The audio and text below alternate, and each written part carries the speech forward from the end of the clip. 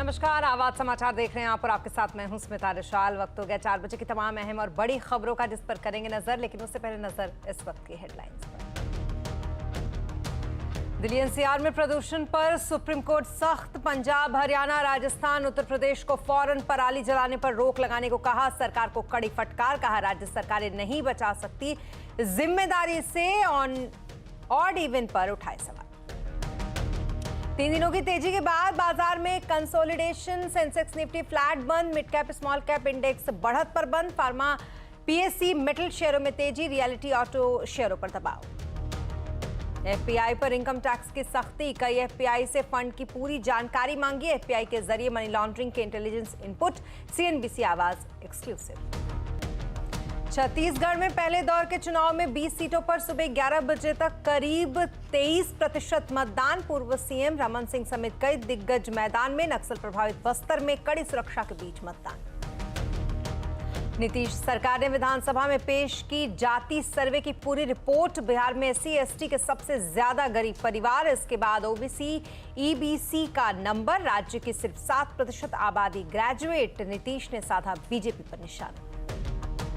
Israel Hamas युद्ध के 1 महीने पूरे। गाजा में 10,000 और इजराइल में 1400 लोगों की अब तक गई जान। पूरे गाजा पर कंट्रोल का इजराइल का इरादा। संयुक्त राष्ट्र ने की युद्ध विराम की मांग।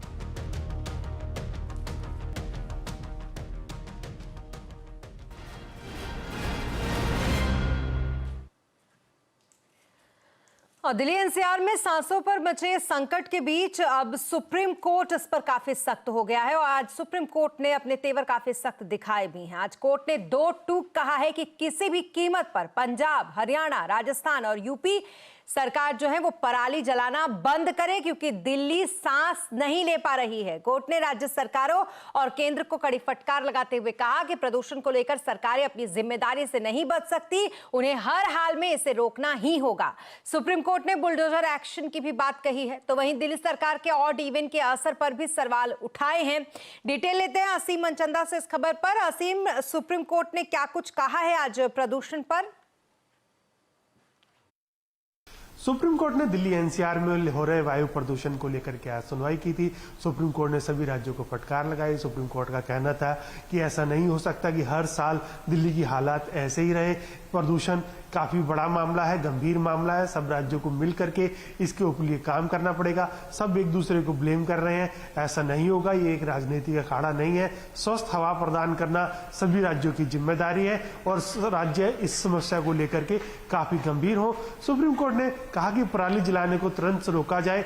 जो लोकल एसएचओ है उसकी ये जिम्मेदारी होगी कि वो अपने क्षेत्र के अंदर पराली को ना जलने दे। इतना ही नहीं, सुप्रीम कोर्ट ने कैबिनेट सचिव की अध्यक्षता में सभी राज्यों की बैठक बुलाने के निर्देश दिए हैं। वीरवार को इसको लेकर के एक बैठक होगी। उस बैठक में प्लान चेकआउट किया जाएगा कि किस तरह से पोल्यूशन को कम किया जा सकता है। इसके साथ साथ सुप्रीम कोर्ट ने ऑड इवन को लेकर के भी सवाल उठाए। सुप्रीम कोर्ट ने कहा कि पहले भी दिल्ली सरकार इसको लागू कर चुकी है, लेकिन इसका कोई फायदा देखने को नहीं मिला था। सुप्रीम कोर्ट ने पूछा कि क्या इसको दोबारा से लागू करने पर कोई फायदा होगा। इसके साथ साथ सुप्रीम कोर्ट ने जो दिल्ली प्रदूषण कंट्रोल बोर्ड के अध्यक्ष हैं, सचिव हैं, उनको भी हाजिर होने के निर्देश दिए। शुक्रवार को इस मामले की सुनवाई दोबारा से होगी। बहुत शुक्रिया तमाम डिटेल्स के लिए असीम आपका। और इधर दिल्ली सरकार में पर्यावरण मंत्री गोपाल राय ने कहा कि उन्होंने सुप्रीम कोर्ट के निर्देश देखे हैं और सभी सुझाव और विचारों को मिलाकर एक्शन प्लान तैयार किया जा रहा है। सुप्रीम कोर्ट ने पटाखों को लेकर के, पराली को लेकर के, दिल्ली के चारों तरफ जो प्रदूषण हो रहा है उसको लेकर के अपने कई तरह के ऑब्जर्वेशन दिए हैं। अभी हम उनके ऑर्डर का इंतजार कर रहे हैं। ये पूरे उत्तर भारत की समस्या है और खास तौर से दिल्ली, उत्तर प्रदेश, राजस्थान, हरियाणा और पंजाब, इन 5 राज्यों में सामूहिक तौर पर जब एक साथ कार्य योजना बनेगी और उसको इम्प्लीमेंटेशन की तरफ हम सब लोग बढ़ेंगे, तभी हम प्रदूषण पे जो है सकारात्मक प्रभाव डाल सकते हैं। इसलिए सभी लोगों से मेरा निवेदन है, हमारी सरकार सुप्रीम कोर्ट के आदेश को लागू करेगी और सभी सरकारों से निवेदन है कि सभी के लिए जो जो जरूरी कदम है वो सारे अगर इम्प्लीमेंट करते हैं तो निश्चित रूप से प्रदूषण को कम करने में हमें सफलता मिलेगी। वहीं दम घुटने और सांसों की तकलीफ बढ़ने से एयर प्यूरिफायर की बिक्री काफी बढ़ गई है। लोग सांसों को बचाने के लिए प्यूरिफायर्स का सहारा ले रहे हैं। संवाददाता दीपाली की ये रिपोर्ट देखिए। दिल्ली एनसीआर में बढ़ते प्रदूषण की वजह से मार्केट में एयर प्यूरिफायर की मांग अचानक से बढ़ गई है। पिछले एक हफ्ते से 10 दिन के ट्रेंड की बात करें तो ये डिमांड लगभग दोगुनी हो गई है। नौबत ये आ गई है कि कई कंपनीज के स्पेसिफिक मॉडल्स अब आउट ऑफ स्टॉक भी होने लगे हैं। कुछ कस्टमर से हमने बात की, आइए आपको दिखाते हैं। नहीं मैडम, हम तो यहाँ लेने आए थे फादर के लिए, लेकिन जब इनसे पूछा है तो इनको है ही नहीं डेफिन का। वेटिंग है 10 दिन की जी, अभी स्टॉक में नहीं है माल, अभी आएगा, देखते हैं, आप और ले लो।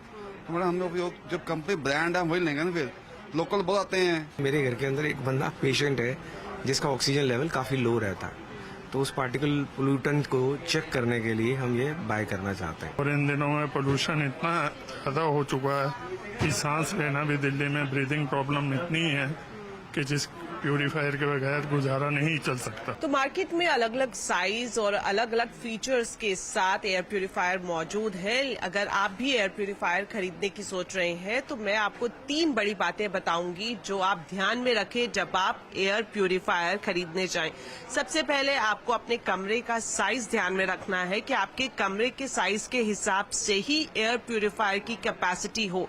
अगर आपका कमरा बड़ा है और आप कम कैपेसिटी वाला एयर प्यूरिफायर लेकर आते हैं तो वो आपके लिए किसी काम का साबित नहीं होगा। वहीं अगर आपके कमरे का साइज छोटा है और आप बड़ा एयर प्यूरिफायर खरीदते हैं तो उससे आपके बिजली की बर्बादी होगी। दूसरा जो फिल्टर के हिसाब से आपको ध्यान रखने की जरूरत है वो है हेपा फिल्टर। H13 या फिर H14 फिल्टर होना जरूरी है। जिस तरह से पोल्यूशन का लेवल लगातार बढ़ रहा है तो ऐसे में ये दोनों फिल्टर्स आपको बारीक से बारीक पार्टिकल्स, जो डस्ट पार्टिकल्स होते हैं, उन्हें प्यूरिफाई करने में मदद करते हैं। इसके अलावा जब आप प्यूरिफायर खरीदने जाएं तो CADR यानी clean air distribution rate rating जरूर देख लें, क्योंकि इसी से ही आप अंदाजा लगा पाएंगे कि आपका जो एयर प्यूरिफायर है कितनी एफिशिएंसी के साथ काम करेगा। तो प्यूरिफायर खरीदने के वक्त आपका बजट तो मायने रखता ही है, साथ ही साथ ये 3 चीजें भी है जिसका आपको ध्यान रखना जरूरी है। दीपाली नंदा, दिल्ली। और दिल्ली एनसीआर के पॉल्यूशन के बाद अब बात करेंगे बिहार की, जहां पर कराए गए जातीय सर्वे की पूरी रिपोर्ट आज विधानसभा में पेश कर दी गई। इसमें जातियों की आबादी के अलावा उनकी आर्थिक और शैक्षणिक स्थिति के आंकड़े भी हैं। अब इस रिपोर्ट पर विधानसभा में बहस होगी। रिपोर्ट के मुताबिक बिहार में अति पिछड़ों की आबादी 36.01% है, जबकि पिछड़ा वर्ग की आबादी 27.12% है। अनुसूचित जाति की अगर बात करें तो 19.65%, अनुसूचित जनजाति की अगर बात करें तो 1.68% और सामान्य वर्ग की आबादी 15.52% है। राज्य में अति पिछड़ा वर्ग 33.58% है, जबकि परिवार ये जो है वो बेहद गरीब हैं, जबकि ओबीसी वर्ग के 33.16% परिवार गरीब हैं। अनुसूचित जातियों में 42.70% परिवार गरीब हैं, जबकि अन्य जातियों में 23.72% परिवार गरीबी रेखा के नीचे हैं।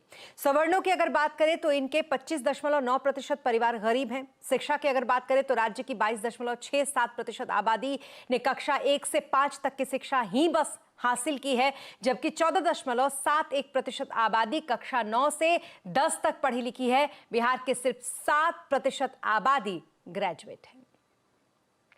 जाति सर्वे की रिपोर्ट को लेकर बिहार के मुख्यमंत्री नीतीश कुमार ने बीजेपी पर निशाना साधा और केंद्र सरकार से जातीय जनगणना कराने की मांग की है। अब इतना बढ़िया रिपोर्ट हो गया है, अब कहीं कहीं कोई बोल देता कि जात का बढ़ गया, उस जात का बढ़ गया। हमको जरा बताइए, जब इसके पहले जाति आधारित जनगणना हुई ही नहीं तो आप कैसे कह रहे हैं कि जात का घट गया, जात का बढ़ गया? ये बहुत बोगस बात है, बहुत बोगस बात है। ये सब नहीं बोलना चाहिए। तो हम तो बराबर कहते हैं कि अगर जरा भी है तो हम तो केंद्र से बराबर न कहें शुरू से कि केंद्र को करा लेना चाहिए, जाति आधारित जनगणना कर ले। दूसरी तरफ बीजेपी ने नीतीश सरकार के इस जाति सर्वे रिपोर्ट पर सवाल उठाए हैं। भारतीय जनता पार्टी ने कभी जातीय सर्वे का विरोध नहीं किया महोदय, हमेशा खुलकर समर्थन किया है।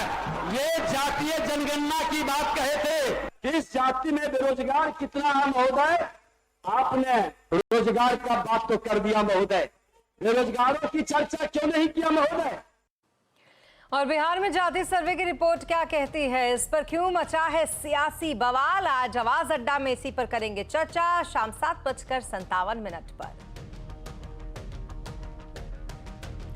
वेतन बढ़ाने की मांग को लेकर बिहार विधानसभा का घेराव करने पहुंची आंगनबाड़ी वर्कर्स पर पुलिस ने वाटर कैनन का इस्तेमाल किया है। पुलिस का यह कहना है कि ये महिलाएं विधानसभा परिसर में घुसने का प्रयास कर रही थी। पुलिसकर्मियों समेत 20 लोग इस घटना में मामूली चोटें इन्हें आई हैं।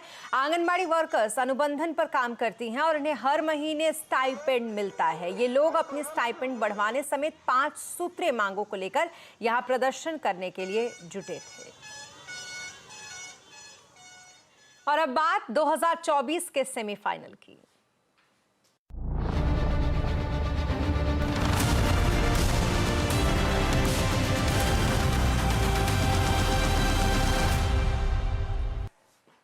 छत्तीसगढ़ में विधानसभा चुनाव के पहले चरण के लिए आज मतदान हो रहे हैं। यहां पर राज्य की 90 में से 20 विधानसभा सीटों पर मतदान सुबह से जारी है, जिनमें नक्सल प्रभावित बस्तर और राजनांदगांव समेत बाकी जिले शामिल हैं। ये मतदान के लिए अलग अलग समय यहां पर तय किया गया है। पहले चरण में हो रहे इस मतदान में कुल 233 उम्मीदवार अपनी किस्मत आजमा रहे हैं, जिसके लिए 40,78,681 मतदाता वोट डालने वाले हैं। तो वहीं पोलिंग बूथ की अगर बात करें तो यहां पर युवाओं, महिलाओं समेत दिव्यांग भी मतदान करने के लिए पहुंचे हैं। इस बीच छत्तीसगढ़ के नारायणपुर में एसटीएफ और नक्सलियों के बीच मुठभेड़ की खबर भी सामने आई, जहां ओरछा पुलिस स्टेशन के पास जंगल क्षेत्र में स्पेशल टास्क फोर्स और नक्सलियों के बीच में मुठभेड़ हुई। हालांकि जवाबी कार्रवाई के बाद नक्सली वहां से फरार हो गए। वहीं छत्तीसगढ़ के नक्सल प्रभावित जिले सुकमा के कांकेर लंका इलाके से हमारे रिपोर्टर महेश तिवारी की रिपोर्ट देखिए। छत्तीसगढ़ के माओवाद प्रभावित इलाकों में आज मतदान हो रहा है और मैं जिस जगह पर हूँ वो देश का सबसे खतरनाक इलाका माना जाता है। ये जो सड़क है, ये सड़क आपको दिखा रहा हूँ मैं। ये सड़क बनाते समय यहाँ पर माओवादियों ने यहाँ से चिंतलनार तक की जो सड़क थी, वो सड़क बनने के लिए माओवादियों ने काफ़ी हिंसक घटनाएं की थी। कुल मिलाकर यहाँ जो हुई घटनाएं हैं उसमें देखा जाए तो 150 से ज़्यादा जवान शहीद हो चुके हैं इस सड़क को बनाने में। उसके बाद ये सड़क बनकर तैयार हुई है और इसी खतरनाक इलाके में यहाँ पर आज मतदान हो रहा है। यहाँ से कुछ किलोमीटर की दूरी पर चिंतलनार, चिंता गुफा, जगरगुंडा, ये ऐसा इलाका है जहाँ माओवादियों का गढ़ कहा जाता है, जिसे माओवादियों की जो बटालियन है हिडमा का, उस एरिया में निवास है। और इसी जगह पर आज मतदान को जो लोगों का रिस्पांस मिल रहा है, आप देख सकते हैं। बुलेट की दहशत थी, लेकिन बुलेट की दहशत को न जुमानते हुए यहाँ पर आदिवासी मतदाता आकर बैलेट पर अपना विश्वास व्यक्त कर रहे। सुबह काफ़ी लंबी लाइन थी, अभी थोड़ा आपको ये लाइन कम दिख रही है मतदाताओं की, लेकिन फिर भी आदिवासी मतदाता जो है, पुरुष महिलाएं बड़े पैमाने पर है। सबसे बड़ी बात यहाँ सिक्योरिटी आप देख सकते हैं, किस तरफ सीआरपीएफ के जवान मुस्तैदी से डटे हुए हैं। ये काफ़ी खतरनाक इलाका है जहाँ पर कई जगह पर माओवादियों द्वारा आईडी बिछाए गए हैं, स्पाइक होल्स है। इस इलाके में लोकशाही का, लोकतंत्र का ये सबसे बड़ा उत्सव है, जिसे सफल बनाने के लिए सुरक्षा बलों के जवान भी काफ़ी मुस्तैदी से यहाँ पर है और मतदान का जो स्तर है यहाँ पर काफ़ी अच्छा बताया जा रहा है। और अब बात करेंगे बाजार की, जहां बाजार में जारी 3 दिनों की तेजी आज थम गई। इसी के साथ बाजार लाल निशान पर बंद हुआ। सेंसेक्स 16 अंक गिरकर 64,942 पर बंद हुआ, तो वहीं निफ्टी 5 अंक गिरकर 19,407 पर बंद हुआ। आज सबसे ज्यादा तेजी फार्मा, पीएससी और मेटल शेयरों में रही, तो वहीं रियलिटी, ऑटो शेयरों में आज दबाव देखा गया। और इस दिवाली पर निवेश के लिए जेएम फाइनेंशियल के लिए अपनी टॉप पिक्स बताई है। तो जेएम फाइनेंशियल किन शेयरों पर बुलिश है, बता रहे हैं सुमित। तो इस दिवाली से लेकर अगली दिवाली तक जानकार मान रहे हैं कि बाजार में एक बढ़िया अपमूव आता हुआ दिखाई पड़ सकता है और कई सारे लार्ज कैप जिनके ऊपर आप बेट कर सकते हैं। तो उसी श्रृंखला में आज हम बातचीत करेंगे जेएम फाइनेंशियल की कुछ टॉप पिक्स को लेकर। तो जेएम फाइनेंशियल का मानना है कि रिलायंस इंडस्ट्रीज पर आप बेट कर सकते हैं। करीब 2700 रुपए के टारगेट्स के लिए रफली 15% के आसपास का पोटेंशियल अपसाइड वो यहाँ पे खुलता हुआ देख रहे हैं। उनका मानना है कि एक अच्छी ग्रोथ कंपनी की प्रॉफिटेबिलिटी में आती हुई दिखाई पड़ सकती है। 3 सालों में 15% के आसपास की प्रॉफिट ग्रोथ रहेगी। रिलायंस जो आरपू है जियो के, उनमें करीब 10% के आसपास की बढ़त का अनुमान है और कंपनी बढ़िया cash flows going forward generate करते हुए दिखाई पड़ सकती है, इसीलिए उनकी तरफ से रिलायंस इंडस्ट्रीज पे बेट करने की बात है। कुछ और लार्ज कैप में देश की सबसे बड़ी सरकारी bank state bank of India 665 रुपए के टारगेट्स के लिए खरीदारी करके चलने की राय उनकी तरफ से यहां पर भी आ रही है। एक अच्छी एसेट क्वालिटी मेंटेन कर रहे हैं वो, और एसेट क्वालिटी के साथ साथ एक बढ़िया ग्रोथ रिटेल और एसएमई सेगमेंट के अंदर आने का अनुमान वो लगा रहे हैं, जिसके आधार पर खरीदारी करके चलने की राय एसबीआई की तरफ से आ रही है। साथ ही साथ देश की सबसे बड़ी capital goods engineering company Larsen and Toubro 3430 रुपए के टारगेट्स के लिए आप यहां पर भी खरीदारी कर सकते हैं। जेएम का मानना है कि एक बढ़िया ऑर्डर बुक कंपनी की रफली 4 लाख करोड़ रुपए के आसपास की ऑर्डर बुक, और साथ साथ हाइड्रोकार्बन कारोबार में अच्छी ग्रोथ और इंजीनियरिंग कंस्ट्रक्शन सेगमेंट में एक अच्छी ग्रोथ वो देख रहे हैं, जिसके दम पर आप यहां पर बेट कर सकते हैं। इसके अलावा टाइटन एक और ऐसा नाम जो कि जेएम फाइनेंशियल को लगता है कि 3650 तक जा सकता है, 12% के आसपास का potential upside. Organised jewellery segment में कंपनी की अच्छी ग्रोथ है। साथ ही साथ कंपनी अपने ज्वेलरी सेगमेंट के अंदर करीब 2.5 गुना के आसपास अपने रेवेन्यूज को लेकर जा सकती है अगले 5 सालों में, और साथ साथ कैरेट लेन कंपनी के लिए एक बढ़िया अपॉर्चुनिटी गोइंग फॉरवर्ड पोज कर सकती है। इस लिहाज से खरीदारी की राय देश की सबसे दिग्गज कंपनी फार्मा स्पेस की सन फार्मा 1300 रुपए के टारगेट्स के लिए खरीदारी कर चलने की राय, 13% के आसपास का पोटेंशियल अपसाइड। खासतौर से जिस तरह से कंपनी के विदेशी कारोबार में, यूएस कारोबार में एक अच्छी ग्रोथ है और स्पेशलिटी सेगमेंट कंपनी का बेहतर कर रहा है, ये लीडरशिप आगे भी मेंटेन रह सकती है, और उनका मानना है कि ये एक अच्छा पोटेंशियल अपसाइड स्टॉक के लिए खोल सकता है, इसीलिए खरीदारी करके चलने की राय। तो कुछ लार्ज कैप जहां पर जेएम फाइनेंशियल की तरफ से कई सारे पोटेंशियल अपसाइड 10 से 15% के आसपास से खुलते हुए देख रहे हैं, जिन पर आप नजर बना के रख सकते हैं। और यहाँ रुकेंगे एक छोटे से ब्रेक के लिए, लेकिन ब्रेक के बाद जल्द होंगे हाजिर, आप बने रहे हमारे साथ। आपका स्वागत है। एफपीआई यानी कि विदेशी पोर्टफोलियो निवेशकों पर इनकम टैक्स ने कड़ाई की है। सीएनबीसी आवाज को सूत्रों से मिली जानकारी के अनुसार सरकार को इंटेलिजेंस इनपुट के जरिए एफपीआई को लेकर कुछ अहम जानकारी मिली है। खबर पर ज्यादा डिटेल के लिए हमारे साथ है लक्ष्मण रॉय जी। लक्ष्मण जी, पूरी खबर क्या है? देखिए, यहाँ जो मुझे सूत्रों से जानकारी मिली है उसके मुताबिक इनकम टैक्स विभाग को इस बात के पुख्ता इंटेलिजेंस इनपुट मिले हैं कि एफपीआई जो कि फॉरेन पोर्टफोलियो इन्वेस्टर्स होते हैं, उनके जरिए मनी लॉन्ड्रिंग का कारोबार बड़े पैमाने पर चल रहा है। अब इस इंटेलिजेंस इनपुट के आधार पर इनकम टैक्स विभाग ने एफपीआई की जांच कह सकते हैं या फिर कहें स्क्रूटनी शुरू कर दी है उन एफपीआई के जो संदेह के दायरे में है। और ऐसे एफपीआई के लिए देखा जा रहा है कि आखिर उनके पास पैसा कहां से आ रहा है, पैसा का असली सोर्स क्या है, क्या वो भारत का ही पैसा घूम फिर करके वापस आ रहा है, क्या वो पैसा जो है सही तरीके से जुटाया जा रहा है। और इसके लिए इनकम टैक्स डिपार्टमेंट ने कई सारे एफपीआई को नोटिस भेजा है और नोटिस में कई खास सवाल पूछे हैं। मिसाल के तौर पर इनकम टैक्स विभाग ने ये पूछा है कि आप अपने सब्सक्रिप्शन के लिए इन्वेस्टर कैसे जुटाते हैं, पैसा कैसे जुटाते हैं, और जब जिस तरीके से जुटाते हैं उसका दस्तावेजी प्रूफ दीजिए, दस्तावेज जो आप इस्तेमाल करते हो वो मुझे दिखाइए। दूसरा सवाल ये पूछा है कि आपके टॉप 20 इन्वेस्टर्स कौन कौन से हैं, ये टॉप 20 इन्वेस्टर्स जो हैं असली इन्वेस्टर हैं, ये आप साबित करिए, इनका नाम पता मुझे बताइए। साथ ही ये भी पूछा है कि एफपीआई के पास जो ट्रेडिंग के ऑर्डर आते हैं वो किस टर्मिनल से आ रहा है, जिस टर्मिनल से आ रहा है वो टर्मिनल कहाँ पे है, ये आप हमको बताइए। इस तरह के कई सारे सवाल पूछे गए एफपीआई से और इन सवालों के आधार पर जांच अगले चरण में बढ़ेगा। तो जाहिर तौर पे एफपीआई के रूट को दुरुपयोग करके पैसा यहां लाने वालों के लिए अब ये आने वाले दिनों में शिकंजा और कसता हुआ आपको दिखेगा। जी, बहुत शुक्रिया तमाम डिटेल्स के लिए आपका लक्ष्मण जी। और आज नेशनल कैंसर अवेयरनेस डे है। मेडिकल जर्नल लैंसेट के एक रिपोर्ट के मुताबिक अगर सही समय पर स्क्रीनिंग या फिर जांच की जाती है तो महिलाओं में कैंसर से होने वाली 67% असमय मौतों को रोका जा सकता है। आज कंज्यूमर अड्डा में हम इसी विषय पर करेंगे बात, शाम 5:57